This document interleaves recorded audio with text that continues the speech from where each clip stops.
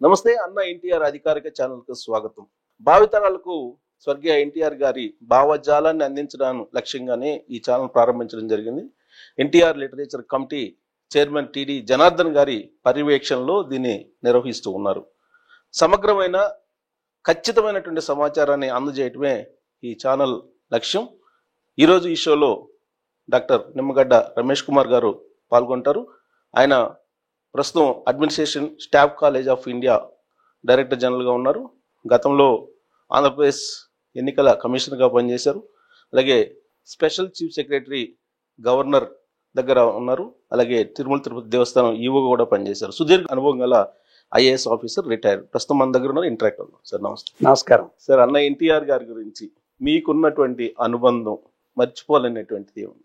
ఎన్టీఆర్ గారు ఒక చారిత్రాత్మకమైన వ్యక్తి అనడంలో ఎటువంటి సందేహం లేదు. నేను ఐఏఎస్ 82లో ఉత్తీర్ణుడు అయిన తర్వాత మొట్టమొదటి పోస్టింగ్ నర్సీపట్నానికి సబ్ కలెక్టర్గా 1984లో వెళ్ళాను. అప్పుడు ఎన్టీ రామారావు గారు మండల ప్రజా పరిషత్స్ వీటన్నిటిని రూపకల్పన చేసి దాని నిమిత్తం ఎన్నికలు, దానికి సంబంధించిన ఏర్పాట్ల పర్యవేక్షణకి, దాంట్లో పాల్గొనడానికి ఉత్తరాంధ్ర విస్తృతంగా పర్యటించారు. రాష్ట్రం అంతా పర్యటించారు, ఉత్తరాంధ్ర కూడా పర్యటించారు. పర్యటించినప్పుడు ఎన్టీఆర్ గారిని నేను సంబంధిత అధికారిగా, ఆయన ఈస్ట్ గోదావరి నుంచి విశాఖపట్నం జిల్లాలోకి అడుగుడినప్పుడు నేను తుని పాయకరావుపేట దగ్గర వారిని స్వాగతించి వారిని రిసీవ్ చేసుకుని, ఆయన ముఖ్యమంత్రి, మొత్తం నర్సీపట్నం డివిజన్ యావత్తు మాడుగుల నుంచి ఆయన చోడవరం వెళ్ళేదాకా వారితో దాదాపు ఒక రోజంతా గడిపాను. అన్నిటికంటే ఆశ్చర్యం ఏంటంటే, ఆ రోజుల్లో ఎన్టీ రామారావు గారు ప్రభుత్వ వసతిని స్వీకరించేవారు కాదు. ఆయన సొంత చైతన్య రథంలోనే రాత్రిపూట విడిది.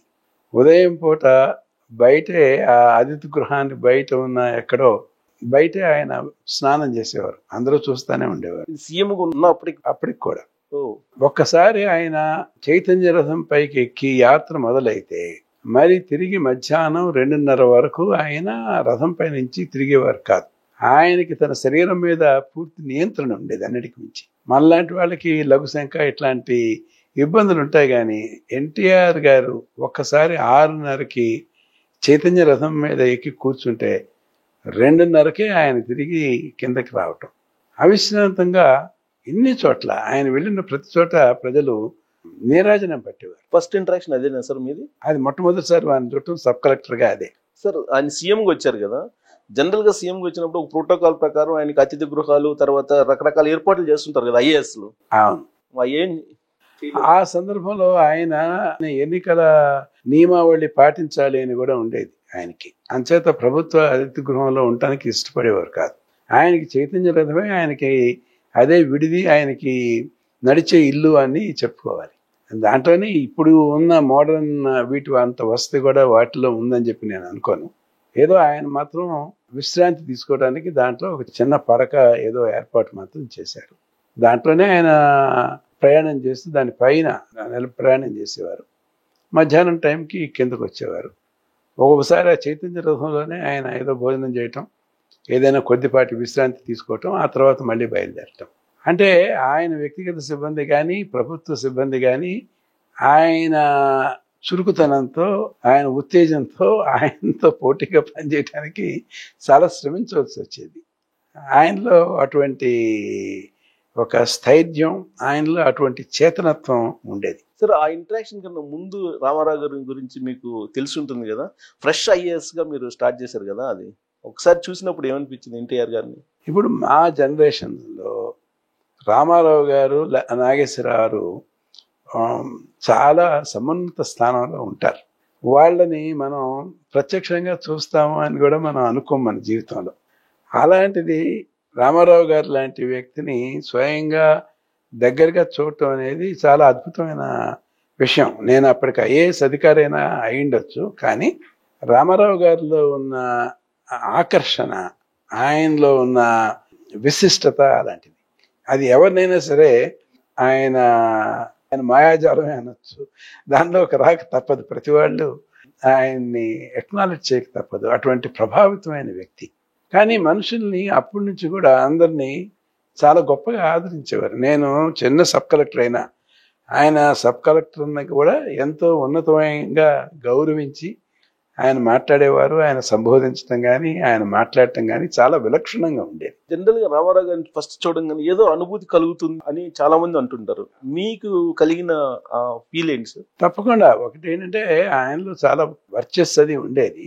కాకపోతే ఆయన అప్పటికి ఫిల్మ్ యాక్టర్ కాదు. ఆయన అప్పటికి యాత్రలు అవి చేయటం చేత కొంత ప్రయాణపు బడలిక అవన్నీ ఉంటాయి. నేను మామూలు రామారావు గారు అంటే ఒక సినిమా నటుడిగా వారిని చూడటం సబబ్ కాదు. ఆయన్ని ఒక స్ఫూర్తిదాయకమైన ఒక రాజకీయ నాయకుడిలాగా, ఒక యుగ పురుషుడిలాగానే భావించాలి మనం. మామూలుగా ఉండే అట్రాక్షన్ అనేది బాహిర్గతంగా ఉండే అట్రాక్షన్.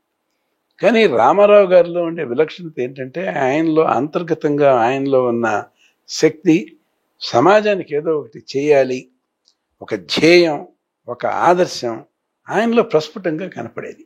అది ఎక్కువ ప్రభావితం చేసేది. మీరు ఐఏఎస్ అయిన తర్వాత ఆయన గురించి కొంచెం లోతుగా ఆలోచించేసారు, లేదంటే 82 బ్యాచ్ కదా మీరు? అప్పటికే పార్టీ పెట్టాడు ఆయన, ఆ ఇయర్లోనే పెట్టారు. అంతకుముందే మీరు ఆయన గురించి స్టడీ చేశారా? రామారావు గారు విశిష్ట వ్యక్తి. మేమే కాదు, ఇప్పుడు నేను అకాడమీలో ఉన్నప్పుడు ప్రతి ఒక్కరూ రామారావు గారు ఆయన ఎన్నుకున్న రాజకీయ ప్రయాణం గురించి అన్ని రాష్ట్రాల వాళ్ళు, సాటివారు అందరూ కూడా, ప్రొఫెషనల్స్ అందరూ చాలా ఔత్సుకతతో ఉండేవారు. ఎవరు ఈ వ్యక్తి, ఇంట్లో ఏదో ఉంది, ఈయన ఏం చేయగలుగుతాడు, ఏం చేస్తారు అని చెప్పి ఉంటారు. మేము బహుశా అస్సాంలో ఎన్నికల విధుల్లో ఉన్నప్పుడు బహుశా ఆంధ్రప్రదేశ్ ఎలక్ట్రల్ రిజల్ట్స్ రావటం మొదలుపెట్టాయి. అదంతా కూడా ఏకపక్షంగా వచ్చాయి. అందరూ కూడా ఐఏఎస్ ప్రొఫెషనల్స్ అందరూ కూడా సంభ్రమానికి దీనికి గురయ్యారు. మీ బ్యాచ్ లో డిస్కస్ జరిగింది సార్ దాని గురించి? రిజల్ట్ వచ్చిన తర్వాత కానీ, రిజల్ట్ రాకముందు కానీ? మా అందరికీ సామాజిక అవగాహన అనేది ఐఏఎస్ ఆఫీసర్స్ అందరికీ ఉంటుంది కదా. దేశంలో జరిగే సామాజిక రాజకీయ మార్పులన్నింటినీ కూడా గమనిస్తూ ఉంటాం, వీటికి అతీతులుగా ఉన్నాం కదా. ప్రతి వాళ్ళల్లో కూడా ఏం జరగబోతుంది అనే ఒక ఔత్సుకత, ఒక ప్రత్యేకమైన దాని మీద ఆసక్తి కూడా ఉండేది. సో అదంతా అంత ఆసక్తిగా ఉండి మీరు నేర్చుకొని ఆయన గురించి స్టడీ చేసి వచ్చిన తర్వాత డైరెక్ట్గా కలిసారు కదా మీరు. కలిసిన తర్వాత రామారావు గారితో 1 డే ప్రయాణం చేశారు కదా. ప్రయాణం చేసినప్పుడు మీకు ఫర్దర్గా ఆయనతో ట్రావెల్ చేయాలనిపించింది? ఆయన ఒక అద్భుతమైన వ్యక్తి, ఆయన ఒక విలక్షణమైన వ్యక్తి అంటంలో ఎటువంటి తేడా లేదు. ఆయన భాష, ఆయన ఆహార్యం, ఆయన ప్రజల్ని ఆకట్టుకునే తీరు మీరు నమ్మరు. 84లో రామారావు గారు చైతన్య రథం మీద గనక ఆయన వెళుతూ ఉంటే ఊళ్ళుగా ప్రజలు తరలి వచ్చేవాళ్ళు. ఆయన చైతన్య రథం ప్రతి నియమిత కాలానికంటే దాదాపు 2 గంటలు 3 గంటలు ఆలస్యంగా వచ్చేది. ప్రజలు ఎవ్వరూ కూడా ఎక్కడికి పోకుండా అలాగే ఎంతో క్రమశిక్షణతో కూడా ఉండేవారు. స్వీయ నియంత్రణే, ఒకళ్ళొకళ్ళు తోసుకోవటం ఈ రోజుల్లాగా స్టాంపిడ్స్ అలా ఉండేది కాదు. అది దాంట్లో చాలా విశేషం కూడా. వందలాది వేలాది మంది మహిళలు, పిల్లలు, ముఖ్యంగా మహిళలైతే చిన్న పిల్లల్ని చేతులతో ఎత్తుకుని ఆయన్ని చూడాలని ఉత్సాహపడేవాళ్ళు. వాళ్ళు కాదు, వాళ్ళ పిల్లలు. ఆయన మాట్లాడుతున్నంతసేపు మంత్రముగ్ధుల్లాగా ఉండేవాళ్ళు. బహుశా తెలుగు నాట అంత ప్రజాదరణ కలిగిన నాయకుడిని నేనైతే చూడలేదు, ఇక ముందు కూడా ఉంటారని కూడా నేను అనుకున్నాను. ఫస్ట్ మిమ్మల్ని ఏం సంబోధించారు సార్ ఆయన? బ్రదర్ అని అంటారు అందరూ. ఏం బ్రదర్, బాగున్నారా? ఇది వెనకబడిన ప్రాంతం, ఈ ప్రాంతంలో బాగా పనిచేసినట్లయితే ఇక్కడ మంచి అభివృద్ధి సాధించాలి మనం అని చెప్పేవారు. అందరికీ అలాగే చెప్పేవాడు ఆయన. సబ్ కలెక్టర్గా మీకు డైరెక్షన్ ఏమైనా ఇచ్చారా ఆయన సీఎం హోదాలో? సబ్ కలెక్టర్గా ఉండడానికి సబ్ కలెక్టర్కి ముఖ్యమంత్రి గారిని ప్రత్యక్షంగా కలిసే అవకాశం ఉండదు. ఆయన ఎలక్షన్ దీంట్లో యాత్రలో వస్తున్నారు కాబట్టి నా విధుల్లో భాగంగా ఒక రోజంతా ఆయన్ని వెన్నంటి ఉండటం అనేది జరిగింది. నేను ఆయన కలిసింది చాలా పాయకరావుపేట గెస్ట్ హౌస్లో. ఆయన చైతన్య రథం వచ్చినప్పుడు ఆ రోజు రాత్రి బాగా లేటుగా వచ్చారు ఈస్ట్ గోదావరి నుంచి. వచ్చిన తర్వాత అప్పుడు రిసీవ్ చేసుకున్నాను. ఆయన నమస్కారం పెట్టి చైతన్య రథంలోకి వెళ్ళి విశ్రాంతి తీసుకున్నారు.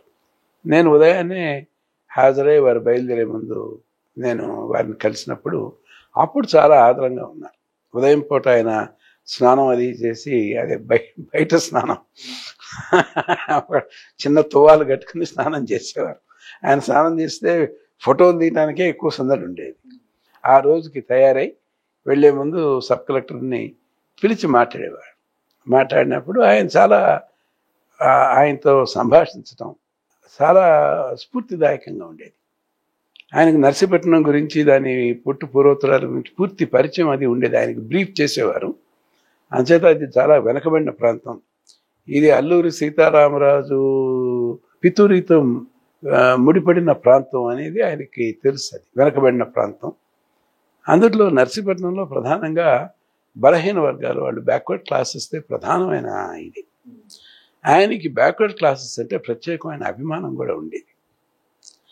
అంచేత ఆయన ఇది వెనకబడిన ప్రాంతం, ఇక్కడ ఉన్న వారికి బలహీన వర్గాల వారు, మీరు మంచి సేవ చేయాలి, దీనివల్ల ఈ ప్రాంతం అభివృద్ధిలోకి రావాలి, మన ప్రభుత్వ ధ్యేయం నెరవేరాలి, అలా ఉండేది ఆయన మాటలు, ఆయన ప్రవర్తన. తెలుగు చాలా స్పష్టంగా ఉచ్చారణ క్లారిటీగా ఉంటుందంటారు కదా. మీరు ఆయన తోటి మాట్లాడినప్పుడు ఏమనిపించింది? తెలుగు ఆయన మాట్లాడే తెలుగు చాలా మంచి తెలుగు, చాలా మంచి పడికట్టు పదాలతో చాలా ప్రస్ఫుటంగా మాట్లాడేవారు. ఆయన సహజ నటుడు కదా, అంచేత ఆయనకు మాట్లాడటం అనేది, కమ్యూనికేషన్ అనేది ఆయనకున్న గొప్ప వరం. ఆయన ఎవరితో అయినా వారి స్థాయిలో తగ్గట్టు వాళ్ళని ఆకట్టుకునేటట్టు మాట్లాడటం ఆయనకి ఉన్న గొప్ప నేర్పు. అంచేత వెనకబడిన ప్రాంతంలో సామాన్యమైన మామూలు గృహిణులకి, ఆడవాళ్లతో వాళ్ళకి మనసుకు హత్తుకుపోయేలాగా ఆయన మాట్లాడేవారు. అట్లాగే గ్రామీణ ప్రజలతో వాళ్ళని ఆకట్టుకునేలాగా మాట్లాడేవారు. అలాగే మేధావుల్ని అధికారులతో మాట్లాడేటప్పుడు వాళ్ళ స్థాయిలో మాట్లాడేవారు. అది ఆయనకున్న గొప్ప జీనియస్ అనుకోవాలి. సో 84 తర్వాత మళ్ళీ ఎప్పుడు మీరు ఎన్టీఆర్ గారితో ఇంటరాక్ట్ కావటం జరిగింది సార్? కలెక్టర్స్ కాన్ఫరెన్సెస్లో మమ్మల్ని కూడా సబ్ కలెక్టర్స్గా పిలిచేవారు. మేము కూడా కలెక్టర్స్ కాన్ఫరెన్స్లో ఎన్టీఆర్ గారు జరిపిన బహుశా 2 కలెక్టర్స్ కాన్ఫరెన్సెస్లో మేము కూడా సబ్ కలెక్టర్స్గా ఆయన చూడగలిగాం. ఆయన అసలు ఆ ప్రభుత్వం ప్రకటించిన స్కీములు అవి చాలా వినూత్నంగా ఉండేవి. ఏ రాష్ట్రంలోనూ ఎన్టీఆర్ గారు ప్రవేశపెట్టిన అటువంటి ప్రజాహితమైన కార్యక్రమాలు ఎవరు కూడా మొదలు పెట్టలేదు. బహుశా కొంతవరకు అనాథరై, కొంతవరకు 2 రూపాయల పడి బియ్యం స్కీమ్ తప్పితే ఇంత ఆకర్షణీయమైన ఇవి ఎక్కడ లేదు. మొట్టమొదటిసారిగా వృద్ధులకి పెన్షన్ ఇచ్చింది ఆయన. 2 రూపాయల కిలో బియ్యం అనేది ఏర్పాటు చేసింది ఆయన. గృహ నిర్మాణం అనేది ఏర్పాటు చేసింది ఆయన. గృహ నిర్మాణం కులాల వారీగా కాకుండా అన్ని కులాల వారు కలిసి ఉండాలి అనే ఒక ఆదర్శ భావంతో కాలనీలు కట్టించింది ఆయన. మరుగుదొడ్లు కట్టించింది ఆయన. వ్యవసాయానికి మొట్టమొదటిసారిగా 1 హార్స్ పవర్కి 50 రూపాయల చొప్పున పవర్ ప్రవేశపెట్టింది ఆయన. అట్లాగే తెలుగు గ్రామీణ కాంతి పథకం అని సొంతంగా పనులు, గ్రామస్తులు వాళ్ళ గ్రామ నిర్మాణం కోసం పనులు చేపట్టాల్సిన కార్యక్రమాలకి శ్రీకారం చుట్టింది ఆయన. రెసిడెన్షియల్ స్కూల్స్ అప్పట్లో తయారు చేసి ఆ రెసిడెన్షియల్ స్కూల్ ద్వారా ఎన్నో వందల వేల మంది భవిష్యత్తుని తీర్చిదిద్దింది ఎన్టీఆర్ గారు. ఇవన్నీ ఆయన కలెక్టర్స్ కాన్ఫరెన్స్లో ఆయన మెదడు నుంచి, ఆయన హృదయం నుంచి ఆవిర్భవించిన ప్రణాళికలు, ఆయన మానస పుత్రికలు. సో జనతా వస్త్రాలు సో దాన్ని కూడా ఆ రోజుకి నిజంగా ప్రజలకి అవసరం ఉంది కాబట్టి అది పెట్టారు. ఇప్పుడు అలాంటిది అవసరం లేదని అంటారు. దానికి మీరు ఏకీవిస్తారు సార్? అంటే ఇప్పుడు మారిన కాలమాన పరిస్థితులకు అనుకూలంగా మనం కూడా మారాలి. ఆ రోజు జనతా వస్త్రాలు ప్రవేశపెట్టిందని వలన చేనేత కార్మికులకి ఉపాధి దొరికింది. ప్రతి ఒక్కరూ చేనేత వస్త్రాలు ధరించడం ఈ జనతా వస్త్రాల ద్వారా సుసాధ్యమైంది. ఇప్పుడున్న మా పరిస్థితుల్లో అట్లాంటి వీలు కాదు. ఇప్పుడున్న పరిస్థితులకు అనుకూలంగా మనం ప్రజలకి ఏది ఉపయుక్తంగా ఉంటుందో అలాంటి ఆలోచనలు చేసుకోవటం మంచిది. సుదీర్ఘమైన మీ ఐఏఎస్ ప్రయాణంలో చాలా పోస్టులు నిర్వహించారు కదా, ఒక డైనమిక్ డెసిషన్స్ ఎన్టీఆర్ గారి నుంచి మీరు చెప్పాలంటే ఏం చెప్తారు? ఆయన హృదయంతో ప్రతిస్పందించేవారు. ఆయన ప్రతిదీ ఆచితూచి మనసులో బేరీజ్ వేసుకుని లాభ నష్టాలు వేసి చేయటం అనేది బహుశా ఆయనకి లేదు. ఆయనలో ప్రభుత్వం ద్వారా ప్రజలకు ఏదో మేలు చేయాలి, నేను ఈరోజు ఏం చేయగలను, నేను ప్రజలకి ఎట్లా వారికి నేను ఆసటగా ఉండగలను, అనే ఆయనలో ఒక ఆకాంక్ష బాగా ప్రస్ఫుటంగా కనపడేది. ఆయన దగ్గరికి వచ్చిన ప్రతి వాళ్ళకి కూడా అది ప్రస్ఫుటంగా తెలిసేది. అది ఎన్టీఆర్ గారిలో ఉన్న అత్యంత ఆకర్షణీయమైన విషయం. రాజకీయ కోణం నుంచి చూసేవాళ్ళు కదా ఏదైనా నిర్ణయం తీసుకునేటప్పుడు? లేదు, అది పేదవాడికి దానివల్ల ఉపయోగం ఉంటుందా లేదా అనేది చూసేవాడు.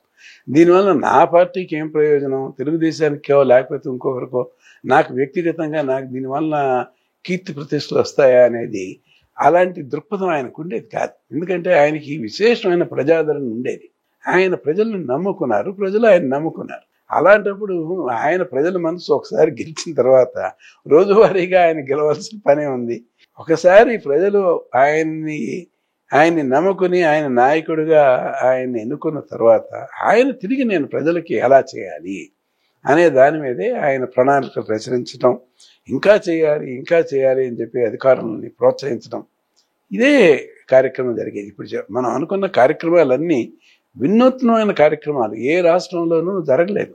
అలాగే బలహీన వర్గాల వారికి రిజర్వేషన్స్ ఇవ్వటం, అలాగే క్యాబినెట్లో నిర్ణయం తీసుకుని 10 రోజుల్లో బిల్లు తీసుకొచ్చి మహిళలకి ఆస్తి హక్కు కల్పించడం అనేది ఇండియాలోనే మొట్టమొదటిసారి జరిగిన తర్వాత మిగతా రాష్ట్రాలు అన్నీ కూడా దాన్ని ప్రాతిపదికగా తీసుకున్నాయి, బీసీ రిజర్వేషన్స్ కానీ వీటిని కానీ. కానీ ఇది ఎలా వచ్చిందంటే ఆయనలో ఉన్న సామాజిక స్పృహ అని ఎప్పటి నుంచో ప్రజలతో మమేకమై ఉంటూ ఆయన ఎంత గొప్ప నటుడైనా ఆ రాష్ట్రానికి ఏదైనా విపత్తు జరిగినప్పుడు ప్రజలతో ఉండాలి అని చెప్పి వెళ్ళి జోలి పెట్టిన వ్యక్తి ఆయన. రాయలసీమ కరువు అది వచ్చినప్పుడు ఆయన వెళ్ళి ఆయన రాయలసీమలో జోలి బట్టి రాష్ట్రం అంతా తిరిగి వసూలు చేసి ప్రజలకు బాసటగా నిలబడ్డారు. ఎందుకు సార్, అంటే ప్రభుత్వ ఖజానా ఉంటుంది కదా, ఈయన పోయి ఎందుకు జోలి బట్టి చేయాల్సి వచ్చింది ఆ రోజున? అంటే ప్రభుత్వాలు చేసేది కొంతైనా ఇలా చేసిన దానివల్ల అక్కడ జరుగుతున్న విషయం ఎంత సున్నితమైన విషయము, ఎంత ముఖ్యమైన విషయం అనేది అందరికీ తెలియాలి అనే ఉద్దేశంతో చేసేవారు. రామారావు గారు లాంటి వారు కరువు కోసం తిరుగుతున్నారంటే ప్రభుత్వ యంత్రాంగంలో అందరిలో కదలిక ఉంటుంది. ఆయనే అంత గొప్ప నటుడు, ఆయనే స్వయంగా ప్రజలతో వచ్చి తిరిగి ఇక్కడ ప్రజలకి అండగా నిలబడాలి అని చెప్పి సూచించినప్పుడు ఇక్కడ విపత్తు ఉన్నది అనే ఒక విషయం ప్రస్ఫుటంగా తెలుస్తుంది. అప్పుడు ప్రజల స్పందన కానీ, అధికారుల స్పందన కానీ, రాజకీయ వర్గాల స్పందన కానీ సరైన మోతాదులో ఉంటుంది. జనరల్గా ఏ సీఎం అయినా ఎగ్జిక్యూటివ్ సిస్టమ్ మీద ఆధారపడుతూ ఉంటారు కదా ఎక్కువగా. రామారావు గారు కూడా అలానే ఆధారపడేవాళ్ళ, లేదంటే ఆయన ఆలోచనల్ని ఎగ్జిక్యూటివ్స్ చేత ఇంప్లిమెంట్ చేయించేవాళ్ళ? రామారావు గారు చాలా వరకు అధికారులతోనే పని చేయించుకోవాలి అనే ఉద్దేశంతో ఉండేవారు. ప్రతిభావంతులైన అధికారులు, నీతివంతులైన అధికారులు, సమర్థులైన అధికారులకి ఆయన వాళ్ళ కులము, మతము, రాష్ట్రం అనేది లేదు. ప్రతిభావంతుడా, ఆదర్శవంతుడా, పనిమంతుడా, దీనికి ప్రాధాన్యత ఇచ్చేవారు. అంచేత ఆయన తయారు చేసుకున్న అధికార బృందం కానీ, ఆయన రామారావు గారు ఉన్నప్పుడున్న టీం ఎవరైతే ఉన్నారో విశిష్టమైన వ్యక్తులు, అప్పుడు శంకరన్ గారు, యుగంధర్ గారు, వేణుగోపాల్, యువి రాఘవేంద్రరావు, ఇట్లాంటి మహోన్నతమైన వ్యక్తులు ఆయన బృందంలో సభ్యులుగా ఉండేవాళ్ళు. జనరల్గా గవర్నమెంట్ అంటేనే కరప్షన్ అనేది వినిపిస్తూ ఉంటుంది కదా, ఆ టైంలో ఉండేది?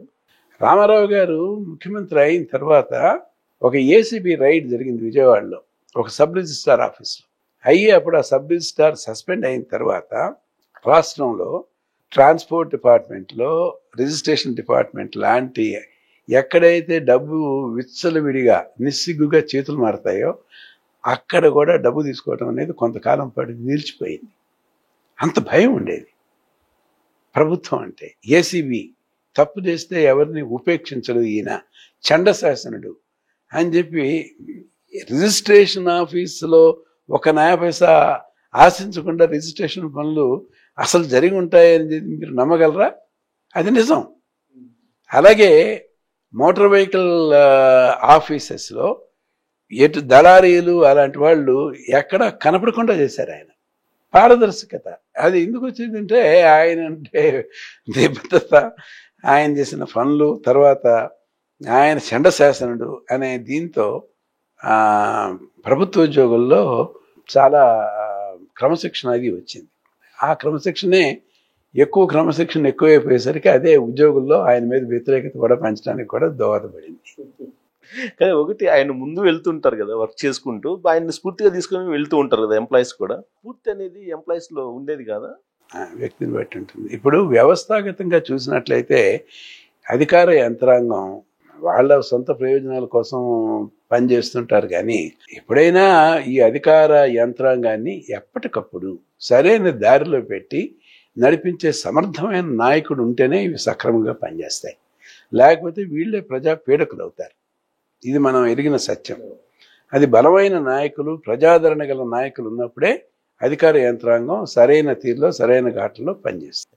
ఆయన టైంలో ఇంకోటి కూడా వినిపించేస్తారు, ఇప్పుడు ఎవరైతే ప్రభుత్వ ఉద్యోగులు ఉన్నారో వాళ్ళు ప్రైవేటు జాబ్ చేయకూడదని. అంటే ఎగ్జాంపుల్, గవర్నమెంట్ హాస్పిటల్ డాక్టర్స్ ఉన్నారు, ప్రైవేట్ ప్రాక్టీస్ చేయకూడదు, గవర్నమెంట్ లెక్చరర్స్ ఉన్నారు, వాళ్ళు ప్రైవేట్ చేయకూడదు అనేది. అది ఇంప్లిమెంట్ అయింది సార్? అది ఇంప్లిమెంట్ కొంతవరకే అయింది. ఎందుకంటే ఆయన నాన్ ప్రాక్టీసింగ్ ఎలవెన్స్ ఇచ్చారు. ఈ డాక్టర్స్ ప్రాక్టీస్ చేయకూడదని నాన్ ప్రాక్టీసింగ్ ఎలవెన్స్ ఇచ్చారు. దాంతో చాలా మంది అప్పటికే మంచి ప్రాక్టీస్ ఉన్న కొంతమంది డాక్టర్స్ రిజైన్ చేసి ప్రైవేట్ రంగానికి వెళ్ళిపోయారు. దానివల్ల కొంత నష్టం కూడా జరిగింది. కానీ ముఖ్యంగా మనం గుర్తుంచుకోవాల్సింది ఏంటంటే ఆయనలో ఉండే నిబద్ధత. వాళ్ళు సొంత పనుల మీద కాదు, సామాన్య ప్రజానీకానికి వైద్య సేవలు అందించాలి అనే ఆదర్శం ఉంది. ఆ ఆదర్శాన్ని అమలు చేయటం అనేది రామారావు గారు లాంటి వ్యక్తి కూడా పూర్తిగా చేయలేకపోయారు. ఎందుకంటే మన సమాజంలో ఉన్న పరిస్థితులు అలాంటివి. మన సమాజంలో ఉన్న స్వార్థాలు కానీ, మన దీంట్లో ఆదర్శ భావం లేకపోవటం వల్ల కానీ ఇలాంటివన్నీ జరిగాయి. అలాగే ఆయన విద్యని వ్యాపార దృష్టితో చూడకూడదు అని చెప్పి డొనేషన్స్ అన్ని తీసేశారు. ప్రతిభకే ఆయన ప్రాధాన్యత ఇచ్చారు. దానివల్ల మంచి జరిగిందంటే మంచి జరిగింది, నష్టం జరిగిందా అంటే మన రాష్ట్రాల నుంచి డొనేషన్ల కోసం లక్షలాది రూపాయలు పక్క రాష్ట్రాలకి తరలిల్లాయి. అక్కడ పెద్ద పెద్ద విద్యా సంస్థలు తయారయ్యాయి. మనకు ప్రైవేట్ విద్యా సంస్థలు రాలేదు. ప్రభుత్వ సంస్థలే ఉన్నాయి. ప్రైవేట్ సంస్థలు ఉన్నా కొద్దిపాటి సంస్థలే ఉన్నాయి. దానివల్ల ఇటువంటి మనం ప్రజల కోసం ఆయన తీసుకున్న నిర్ణయాన్ని మనం తప్పు పట్టలేం. కానీ దానివల్ల మనం అనుకోని పరిణామాలు కూడా మనం చూస్తూ ఉన్నాం. అది కూడా ఇక్కడ జరగడం మనం ప్రత్యేకంగా చూసాం. జనరల్ గా సీఎం ఆయన ఇప్పుడు ఈ మధ్య కాలంలో మనం చూస్తే గత 15-20 సంవత్సరాల నుంచి కార్పొరేట్లకు ఎక్కువ ప్రాధాన్యత ఇస్తున్నట్టు కనిపిస్తూ ఉంటుంది. రామారావు గారి ఆలోచనలు ఎలా ఉండేది? రామారావు గారు కార్పొరేట్స్ కి వాటికి ప్రత్యేక ప్రాధాన్యత ఇచ్చేవాడు కాదు. ఆయన మీద ఏ కార్పొరేట్ వ్యక్తులు ఆయన మీద ఒత్తిడి తీసుకొచ్చి ఆయనతో పని చేయించుకోవటం అనేది, ఆయన ఒత్తిడికి లొంగటం అనేది ఆయన నైజంలో లేదు. ఆయన సర్వస్వతంత్రుడు. అంచేత ఆయన అందరినీ గౌరవించేవాడు. ఆయన ఈ రాష్ట్రం అభివృద్ధి చెందాలి, సామాజిక న్యాయం జరగాలి అని ఎక్కువ ఆయన దృష్టి సామాజిక న్యాయం మీద ఉండేది, ప్రాధాన్యత అంతా. సార్ రామారావు గారు, సార్ మీరు డిపార్ట్మెంట్ వైజ్ అగ్రికల్చర్లో చేస్తుంటారు, వివిధ డిపార్ట్మెంట్లో చేస్తుంటారు కదా. రామారావు గారు సీఎంగా ఉన్నప్పుడు మీరు డిపార్ట్మెంట్ వైజ్ ఆయనతో ఇంటరాక్ట్ అయిన సందర్భం ఉందా? నేను డిపార్ట్మెంట్గా ఇంటరాక్ట్ అయింది, నేను దేవాదాయ శాఖలో ఎక్కువ కాలం ఉన్నా. నేను దాదాపు 3.5 సంవత్సరాలు తిరుపతి దేవస్థానం జాయింట్ ఎగ్జిక్యూటివ్ ఆఫీసర్గా. ఆయన తిరిగి పదవిలోకి వచ్చిన తర్వాత 94లో ఆయన నేను కలిసినప్పుడు ఆయన నన్ను, బ్రదర్ మీరు ఎక్కడ పనిచేయాలనుకుంటున్నారంటే, నాకు తిరుపతి దేవస్థానంలో పనిచేయాలని ఆసక్తి ఉందండి అన్నాడు. మీరు చేయగలరా అన్నాడు. నేను 3.5 సంవత్సరాలు జాయింట్ ఎగ్జిక్యూటివ్ ఆఫీసర్గా మీరు ముఖ్యమంత్రిగా ఉన్నప్పుడు చేశాను. అంచేత తిరుపతి దేవస్థానం మీద మీకున్న ఆలోచనలు వాటికి నాకు తెలుసు. మీ ఆలోచనలకు అనుగుణంగా తిరుమలని ఒక పవిత్రమైన పుణ్యక్షేత్రంగా, ఒక మంచి సుపరిపాలన కూడా నేను తిరుపతి దేవస్థానంలో తీసుకొస్తాను అనే నమ్మకం నాకుంది అన్నాడు. ఆల్ రైట్ బ్రదర్, నేను మిమ్మల్ని ఎగ్జిక్యూటివ్ ఆఫీసర్గా వేస్తున్నాను అని అన్నారు. అంతే. తర్వాత మరుసటి రోజే ఆర్డర్ వచ్చింది. తర్వాత ఈవో అయిన తర్వాత ఆయన అంబిషన్స్ ఏవైతే ఉన్నాయో అవి షేర్ చేస్తున్నారు మీతో? అవన్నీ ఇప్పుడు ఈరోజు తిరుపతి దేవస్థానంలో మనం చూస్తున్న వసతులు, సామాన్య భక్తులకి కల్పించిన సౌకర్యాలు, దాతృత్వం, ఇదంతా కూడా రామారావు గారు మొదలుపెట్టిందే. అంతకుముందు తిరుపతి దేవస్థానం కూడా అన్ని దేవస్థానాల్లాగానే ఉండేది. రామారావు గారు వచ్చిన తర్వాత తిరుపతి దేవస్థానంలో ఆయన అన్నదానం స్కీమ్ అని పెట్టారు. మొట్టమొదటిసారిగా పెట్టి. మీరు ఈవోగా ఉన్నప్పుడు నేను జాయింట్ ఇవ్వగా ఉన్నాను కొద్ది కాలానికి ముందు స్టార్ట్. అంటే అది ఎప్పుడు సార్ 80? ఆయన బహుశా 86లోనే ఎప్పుడో స్టార్ట్ చేస్తుంటారు, 85లోనే అన్నదానం స్కీమ్ స్టార్ట్ చేశారు. కొండ మీద తలనీలాలు ఉచితం, ఎక్కువ సామాన్య యాత్రికులకి ప్రయోజనం ఉండాలని ధర్మసత్రాలు ఇవన్నీ ఎక్కువ కట్టించడం మొదలు పెట్టడం జరిగింది. అలాగే నడకదారిలో వచ్చేవాళ్ళకి వాళ్ళ తాలూకు లగేజ్ని ఫ్రీగా తీసుకొచ్చి కొండ మీదకి తీసుకొచ్చి తిరిగి వారికి అందించేవాళ్ళు. తిరుమలలో ఫ్రీ బస్సెస్ అనేది ఏర్పాటు చేశారు. అక్కడ వసతి సౌకర్యాన్ని కూడా మామూలు వాటికి నామమాత్రంగానే ఉండేది, 50 రూపాయలు 100 రూపాయలకి ఇచ్చేవాళ్ళు. అంతేగాని విలాసవంతమైన సౌకర్యాలు అవి కల్పించడం అలాంటివి లేదు.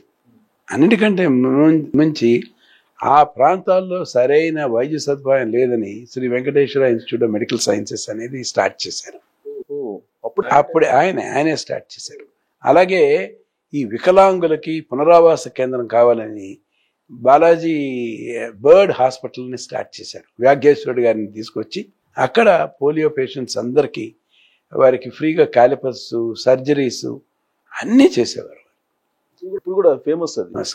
అట్లా తిరుమల తిరుపతి దేవస్థానంలో మొదటిసారి దాతృత్వ కార్యక్రమాలు మొదలు పెట్టినప్పుడు అందరూ ఏమనుకునేవారంటే ఈ దేవస్థానం నిధులన్నీ ఇలా ఖర్చు అయిపోతే ఎలా అనుకున్నా మనుగడ ఏముంటుంది దేవస్థానానికి అనుకునేవారు. కానీ ఎప్పుడైతే దేవస్థానం ధర్మ కార్యక్రమాలు చేయటం మొదలుపెట్టారో విరివిగా విరాళాలు రావటం కూడా అప్పటి నుంచే మొదలైంది. ప్రజలందరికీ ఒక విశ్వాసం ఉంది, ఇదొక ధర్మ సంస్థ, మనం ఇచ్చే రూపాయికి ఇక్కడ సరిగా ఇక్కడ వినియోగించుకుంటారు, దీనివల్ల మన హిందూ సమాజానికి మేలు జరుగుతుంది, సామాన్య ప్రజలకి దీనివల్ల మంచి జరుగుతుంది అనే విశ్వాసం వచ్చిన తర్వాత విలువగా వచ్చేసే విరాళాలు.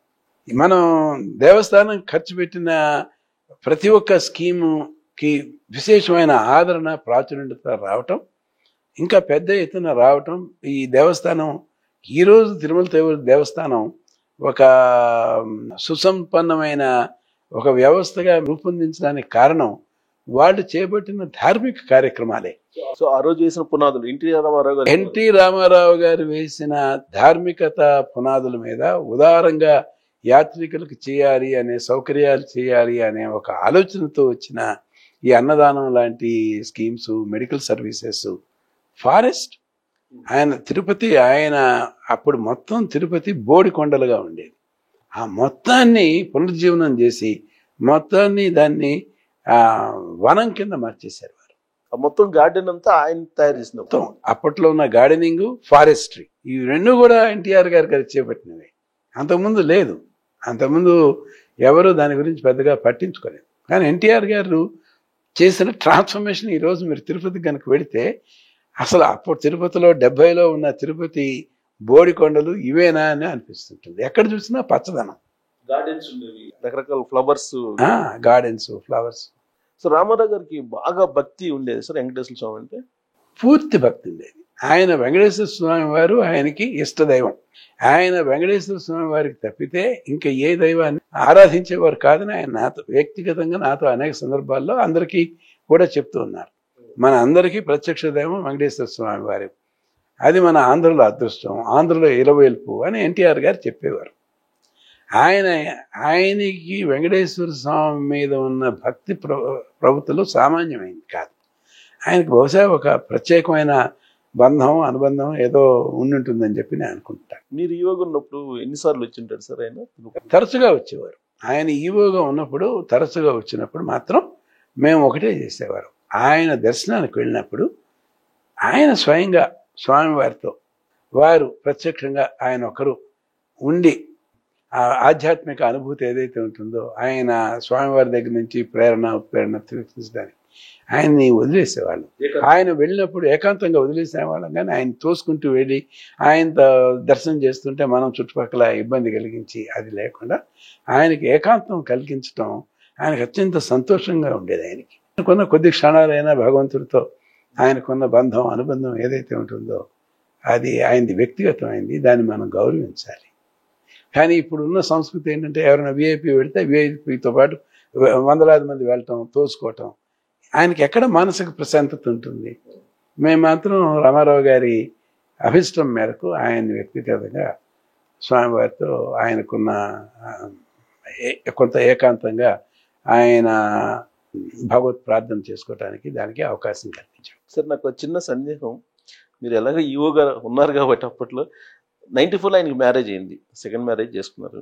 దంపతులతో వెళ్ళేవాళ్ళ ఆయన సతీమణితో వెళ్ళేవాళ్ళ లక్ష్మీపార్వ గారితో, లేదంటే ఆయన ఏకాంతంగా వెళ్ళేవాళ్ళ?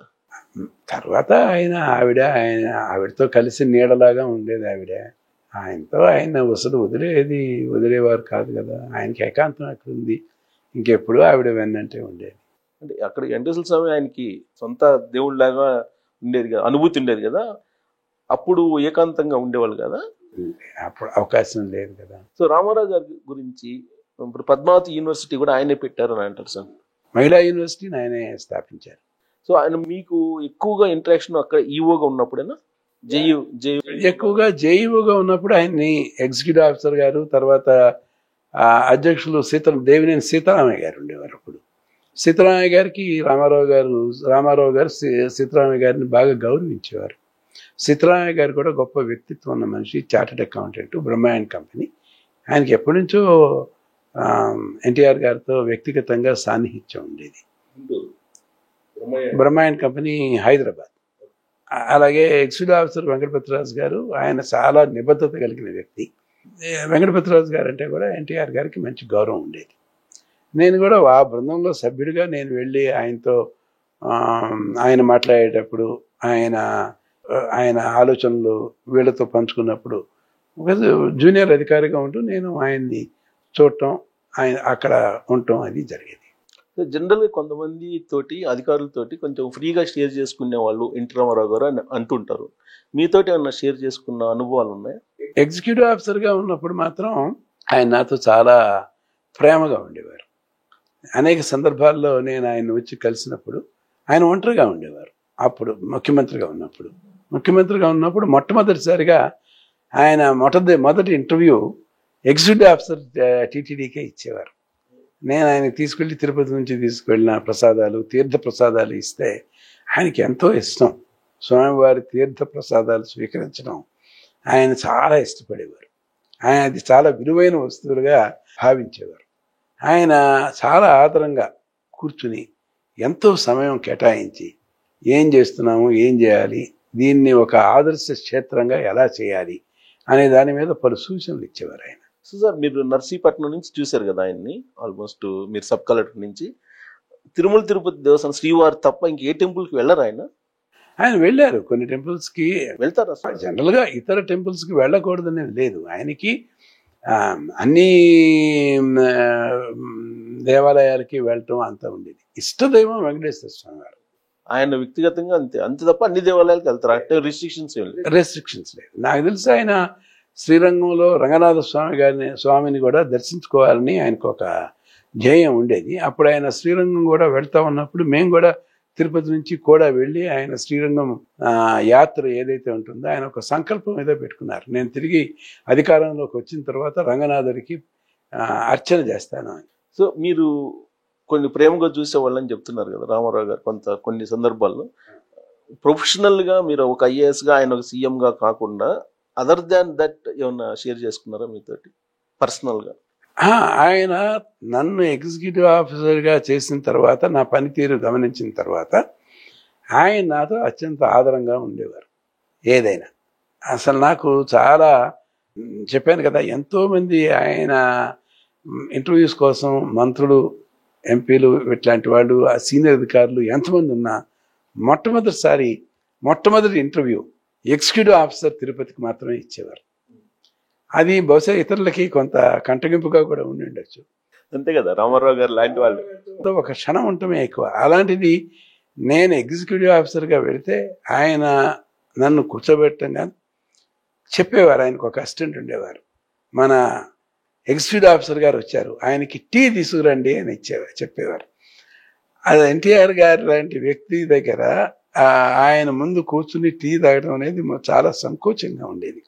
కానీ ఆయన చాలా ఆదరణీయంగా ఉండేవారు, ప్రేమగా ఉండేవారు, అతిథిగా గౌరవించాలి అనే దృక్పథంతో ఉండేవారు. మనం అందరికీ తెలిసిన ఎన్టీఆర్ వేరు, అతిథి మర్యాదలు ఇవ్వటంలో ఉన్న ఎన్టీఆర్ గారు వేరు. జనరల్ గా చూడటానికి కొంత గంభీరంగా ఉంటారు కదా, అవును. అలా ఉంటుందా మీరు దగ్గరగా వెళ్ళినప్పుడు? ఆయన ఆ గంభీర్యం అనే ముసుగుని పక్కన పెట్టేసి మామూలు మనిషిలాగా ఉండేవారు. చాలా ప్రేమాస్పదుడిగా ఉండేవాడు. ఒక్కసారి ఆయన దగ్గర గనక వెళ్ళి ఆయన సాన్నిహిత్యం గనక ఉన్నట్లయితే ఆ గంభీరత అవన్నీ ఉండవు. ఆయన చాలా మృదు స్వభావి, ఒక చిన్న పిల్లవాడి మనస్తత్వం, అంత స్వచ్ఛత ఉండేది ఆయనలో. ఏంటి సార్ దానికి ఎగ్జాంపుల్ ఏంటి మీకు తారసపడిన సంఘటన? ఇప్పుడు చెప్పాలంటే అప్పట్లో దేవస్థానంలో ఈ కొంచెం ఈ ఎంప్లాయీస్ వీళ్ళ ఆగడాలు కూడా ఎక్కువగా ఉండేవి. అప్పుడు నాతో ఆయన ఏమన్నారంటే, బ్రదర్, నువ్వు ఏదైనా కఠినంగా ఉండే నిర్ణయం తీసుకునేటప్పుడు నీ నిర్ణయంగా తీసుకో, మాకు దానివల్ల నీకు నష్టం జరుగుతుంది, ఇది నా నిర్ణయం అని చెప్పాను. ఆ రెస్పాన్సిబిలిటీ ఆయన తీసుకునేవారు. కఠినమైన నిర్ణయాలు తీసుకునేటప్పుడు నా పేరు ఉపయోగించు, ఇది ముఖ్యమంత్రి గారు చెప్పారు, నేను చేస్తున్నానని చెప్పు, నీ మీద వేసుకో, మాకు నీ మీద కనుక వేసుకుంటే నువ్వు చాలా ఇబ్బందులు పడతావని చెప్పేవారు. సో అంత ఆలోచించేవారు. ఎందుకంటే అభిమానించే వాళ్ళని ఆయన ఆదరించేవారు. నాకు కూడా ఎన్టీఆర్ గారంటే పూర్తి ఎంతో గౌరవం ఉండేది. ఆయన అంటే గొప్ప అభిమానం, ప్రేమ ఉండేది. ఒక్క సందర్భంలో మాత్రం చెప్పారు, నువ్వు భోజనం ఏదన్నా తయారు చేసేటప్పుడు కొంచెం మెత్తగా ఉండేవి చేయించు, ఇప్పుడు గట్టిగా ఉన్న వాటిని నమిలి తినలేకపోతున్నానని చెప్పారు. అప్పుడు నేను చాలా బాధపడ్డాను. అదొక్కటి మా వ్యక్తిగతంగా అలాంటివి చెప్పేవారు. నేను చాలా బాధపడ్డాను, ఇదేంటి ఇంత ఆయనకి డెంటల్ సమస్యలు ఉండేవి. అంచేత చివరి రోజుల్లో ఆయనకి చాలా, ఇంతకు ముందు రోజుల్లో ఆయనకి కొంచెం ఆహారం విషయంలో ఆయన మంచి ఆహారాన్ని ఆయన ఆస్వాదించేవారు. కానీ చివరి రోజుల్లో ఆయన చాలా తక్కువ ఆహారం తీసుకునేవారే అనుకుంటాను, సామాన్యంగా ఉండేది. సో ఆయన రాజకీయ ప్రయాణాన్ని చూస్తే సార్, ప్రధానమైన ఘట్టాలను మనం ప్రస్తావించుకుంటే 85 ఆ రోజున ఆయన్ని నాదెండ్ల భాస్కర్ రావు గారు అమెరికా నుంచి వచ్చేటప్పటికి ముఖ్యమంత్రి కాబట్టి ఇవన్నీ చూశారు కదా, అప్పుడు మీరు ఎలా ఫీల్ అయ్యారు? అది కొద్ది కాలమే కదా, నాదెండ్ల ఆయన ఉంది బహుశా 4 రోజుల పాటు ఎంతో ముఖ్యమంత్రి, అసలు ఒక 40 days. అప్పుడు ప్రజా విప్లవం ఉంది, ప్రజా విప్లవం వచ్చింది. ఆయన అప్పుడు ముఖ్యమంత్రిగా పదవి తీసుకున్న తర్వాత అసెంబ్లీని రద్దు చేసి మళ్ళీ ఎన్నికలు పెట్టడానికి రాష్ట్రం అంతా తిరిగారు. మళ్ళీ అప్పుడు ఆ తిరిగిన సందర్భంగానే నేను సబ్ కలెక్టర్గా ఉంటూ ఆయన్ని వెంట ఉండటం అది జరిగింది. వెంటనే సీఎం అయిపోయారు కదా సార్. సీఎం అయిన తర్వాత మళ్ళీ మీరు ఎప్పుడు కలిశారు? అంటే నాదెండ్ల భాస్కర్ గారి తర్వాత మళ్ళీ ఆయన వెంటనే సీఎం అయిపోయారు కదా. సీఎం అయిపోయిన తర్వాత నేను ఆయన జాయింట్ కలెక్టర్గా వరంగల్ వచ్చినప్పుడు కలిశాను. గుర్తుపెట్టారు? ఆయన ప్రత్యేకంగా గుర్తుపెట్టారని నేను చెప్పలేను, కానీ ఆయనకి ఏర్పాట్లన్నీ నేను జాయింట్ కలెక్టర్గా నేనే స్వయంగా చేశాను. ఆయనకు ఉలవచారు ఇష్టం, అంచేత ఆయనకి ఇష్టమైనది ఏదైనా ఆయనకి ఇవ్వాలి అనేది, అట్లాంటివి ఆయనకి ఇష్టమైన వాటిని ఇది ఆయన డైట్లో చేయటం, అట్లాంటి ఏర్పాట్లన్నీ చూసుకున్నాను. సో 89 ఆయన అధికారాన్ని కోల్పోయారు కదా, 89 నుంచి మళ్ళీ 94 దాకా ప్రతిపక్షంలో ఉన్నారు. ఆ టైంలో మీరు ఆయనతో టచ్లో ఉన్నారా? లేదు, అంటే యాజ్ ఎ సివిల్ సర్వెంట్ మనం వ్యక్తిగతంగా ఎవరి ఇంటికి వెళ్ళాం. కానీ రామారావు గారు ముఖ్యమంత్రిగా పదవి రాజీనామా చేసిన తర్వాత నేను రామారావు గారిని, ఆయన అప్పటికి చంద్రబాబు నాయుడు గారు ముఖ్యమంత్రి అయ్యారు, ఆయన మాజీ ముఖ్యమంత్రి అయ్యారు 95. అప్పుడు నేను వారి దగ్గరికి వెళ్ళి ఆయన దగ్గర సెలవు తీసుకున్నాను, వ్యక్తిగతంగా నమస్కారం పెట్టి, మీరు నన్ను చాలా ఆదరంగా చూశారు, నేను చాలా కృతజ్ఞుడిని అని చెప్పాను. ఆయన నవ్వుతూ వేదాంత ధోరణిలో, బ్రదర్ ఇవన్నీ మామూలే, ఆల్ ద బెస్ట్ అని పంపించారు. అంటే మీరు ఈవోగా ఉంటూ ఆయన దగ్గరికి వచ్చారా? ఈవోగా ఉంటూ ఆయన దగ్గరికి వెళ్ళాను. అలాగే ఆయన చనిపోయిన వార్త తెలిసిన తర్వాత నేను తిరుపతి నుంచి ఇక్కడికి వచ్చి లాల్ బహదూర్ స్టేడియంలో ఆయన పార్థివ దేహాన్ని ఇక్కడ ఉంచినప్పుడు నేను కూడా వెళ్ళి అప్పుడు అంజలి ఘటించాను. అదంతా అయిపోయిన తర్వాత మీరు ఈవోగా ట్రాన్స్ఫర్ అయ్యారా? ఇవన్నీ అయిపోయిన తర్వాత నేను ఈవోగా ట్రాన్స్ఫర్ అయ్యాను కొద్ది కాలం. సో ఎన్టీ రామారావు గారి మరణ వార్త విన్నప్పుడు షాక్ ఆ రోజు తెల్లవారుజామున తెలియంగానే ఆ రోజుల్లో 9:30కో 10ంటికో ఒక ఫ్లైట్ ఉండేది, ఒకటే ఫ్లైట్. ఆ ఫ్లైట్లో నేను వెంటనే హైదరాబాద్ వచ్చి ప్రయాణంలో నేను ఆయనకి అంజలి ఘటించే వెళ్ళాను. అది మామూలుగా నేను చేయవలసిన అవసరం లేదు, కానీ నాకున్న అభిమానం కొద్దీ నేను అభిమానం చాటుకున్నాను. దానివల్ల కొంతమంది నేను నష్టపోయాను అంటారు, కానీ నేనేమి నష్టపోయానని నేనైతే అనుకోను. ఏ వ్యక్తి అయితే మనని ప్రేమగా చూశారో ఆ వ్యక్తి పట్ల కృతజ్ఞతాభావం లేకపోతే మనలో లోపం ఉంది అని చెప్పి మనం అనుకోవాలి. జయప్రకాష్ గారిని అయితే సొంత కొడుకులాగా చూసుకునేవారు, అంత ఇదిగా చూసుకునేవారు. ఇప్పుడు మాలాంటి వాళ్ళతో కూడా ఎంతో ఆదరంగా ఉండేవారు ఆయన. ఆ తర్వాత జరిగిన పరిణామాల్లో సార్ అవి చూస్తే ఏమనిపించింది మీకు ఒక సివిల్ సర్వెంట్ గా? చాలా బాధ కలిగింది. రాష్ట్రం ఒక మహోన్నతమైన వ్యక్తిని మనం కోల్పోయాము. అవాంఛనీయమైన వ్యక్తుల్ని వాళ్ళని దగ్గరికి తీసిన దానివల్లనే ఆయన పతనం అయిందేమో అని అనిపించేది వాస్తవం. అప్పట్లో ఒకటి వినిపించేసారు, ఆయన బతికుంటే మళ్ళా ప్రైమ్ మినిస్టర్ అయ్యి ఉండేవాళ్ళు అనేది ఒకటి ఉండేది. అలాంటి పరిస్థితి ఉన్నాయా అప్పుడు?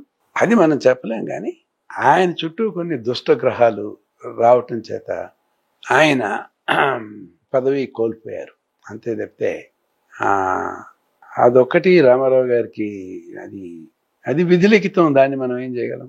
అంతేలేండి, ఏదో ఒకటి ఉండాలి కదా, కాజ్ అయితే ఉండాలి కదా. సో రామారావు గారి స్ఫూర్తి లేదంటే రామారావు గారి గుడ్ క్వాలిటీస్ కానీ లేదంటే ఆయన్ని ఒక మహోన్నతమైన వ్యక్తిగా ఒక పాఠ్యాంశంగా తీసుకెళ్లాలంటే ఏ జోనాల్లో తీసుకెళ్ళచ్చు? ఇప్పుడు న్యాయంగా ఒక సామాజిక అధ్యయన కేంద్రం ఒకటి రామారావు గారి స్మృతికి చిహ్నంగా ఒకటి పెట్టుకోవచ్చు. పెట్టుకుని రామారావు గారి వలన ప్రజా పరిపాలనలో ముఖ్యంగా బలహీన వర్గాలలో చైతన్యం తీసుకురొచ్చి వారికి రాజ్యాధికారం ఇవ్వటంలో మహిళలకి ఆయన చేసిన సేవ, దీని మీద మంచి అధ్యయనం చేయాల్సిన అవకాశం మాత్రం ఉంది, అవసరం కూడా ఉంది. అటువంటి అధ్యయనం జరగలేదు. ఏదో కొంతమంది రామారావు గారి మీద పుస్తకాలు రాశారు, కానీ ఒక అధ్యయన కేంద్రం లాగా పెట్టి రామారావు గారు పాలనా పరంగా తీసుకొచ్చిన మార్పులు, మండల వ్యవస్థ ఏర్పరిచారు, ఈ విలేజ్ ఆఫీసర్స్ని తీసేశారు. ఇవన్నీ సామాన్యమైన మార్పులు కాదు, ఇవన్నీ విప్లవాత్మకమైన మార్పులు. అట్లాగే బీసీలకి రాజ్యాధికారం ఇవ్వటం, ఒక కొత్త తరం నిజాయితీ గల వ్యక్తుల్ని ప్రజాప్రతినిధులుగా తీసుకురావటం, మహిళలకి సమాన హక్కు కల్పించడం ఆస్తిలో, ఇవన్నీ విప్లవాత్మకమైన మార్పులు. దీని మీద లోతుగా అధ్యయనం చేసి భావితరాల వాళ్ళకి రామారావు గారు ఎంత విశిష్టమైన ఆయన ఎంత దార్శనికుడు, ఆయన ఎన్ని రెవల్యూషనరీ మార్పులు తీసుకొచ్చారు అనేది ముందు తరాల వాళ్ళకి చెప్పాల్సిన బాధ్యత ఉంది. ఒక మంచి అధ్యయన కేంద్రం కనుక వచ్చినట్లయితే అధ్యయన కేంద్రం ద్వారా ఇట్లాంటివన్నీ కూడా చేయొచ్చేమో అని అనిపిస్తుంది. సార్ ఇప్పుడు భారత రాజకీయ చరిత్ర లేదంటే తెలుగు రాజకీయ చరిత్ర తీసుకుంటే రామారావు గారికి ముందు రామారావు గారికి తర్వాత అని అంటే భారత రాజకీయ చరిత్ర అనేది రాసుకోవచ్చా లేదంటే తెలుగు రాజకీయ చరిత్ర రాసుకోవచ్చా? లేదు, రామారావు గారి వలన వచ్చిన పెను సామాజిక రాజకీయ మార్పులు సామాన్యమైన మార్పులు కాదు. ఆయన కోఆపరేటివ్ ఫెడరలిజం అనే కాన్సెప్ట్ చేశారు. భారతదేశం అనేది ఒక సమాఖ్య స్ఫూర్తితో భారతదేశం అనేది పరిపాలించబడాలి. ఇది ఒక వ్యక్తి కుటుంబం ఎవరో ఒకళ్ళు పరిపాలించే వ్యవస్థ మంది కాదు, ఇది ఒక రాజరిక వ్యవస్థ కాదు అని దాని మీద ఆయన నిరంతరం పోరాడారు. ఆయన పోరాడి ఒక ఈ సమాఖ్యలో భిన్న మతాల వారు, భిన్న సాంప్రదాయాల వారు అందరూ ఉంటారు, అందరినీ కలుపుకుని వెళ్ళాలి. ప్రతి రాష్ట్రము ముఖ్యమే, ఏ రాష్ట్రాన్ని మనం అలక్ష్యం చేయకూడదు, అన్ని వేళ్ళు కలిసి పనిచేస్తేనే చెయ్యి దృఢంగా ఉంటుంది అని ఆయన ఒక సమాఖ్య స్ఫూర్తిని మొట్టమొదటిసారి వెలుగెత్తి చెప్పింది రామారావు గారు. మిగతా అన్ని ప్రతిపక్షాల నాయకులు అందరినీ కూడా తీసుకొచ్చి విజయవాడలో ఆయన ఒక గొప్ప సమున్నతమైన మీటింగ్ అది పెట్టి దీన్ని ఆవిష్కరించారు. అది ఒక రాజకీయంగా ఒక గొప్ప పరిణామం. సమైక్య స్ఫూర్తి అలాగే సమైక్యత స్ఫూర్తిని కూడా నింపారు కదా. ఇప్పుడు దానికి మనం ఉదాహరణ తీసుకుంటే మన ట్యాంక్ బండ్ దగ్గర కొన్ని విగ్రహాలు పెట్టారండి. ఏంటి సార్ దాని ఉద్దేశం ఏంటి? ఆయన ఏంటంటే ఇప్పుడు తెలుగు భాషకి సంస్కృతికి ఎవరైతే సేవ చేశారో వాళ్ళందరినీ గుర్తించుకోవాలి, వాళ్ళంతా గొప్ప మహనీయులు. వాళ్ళని గౌరవించుకోవడం ద్వారా మనం గౌరవించుకుంటాం.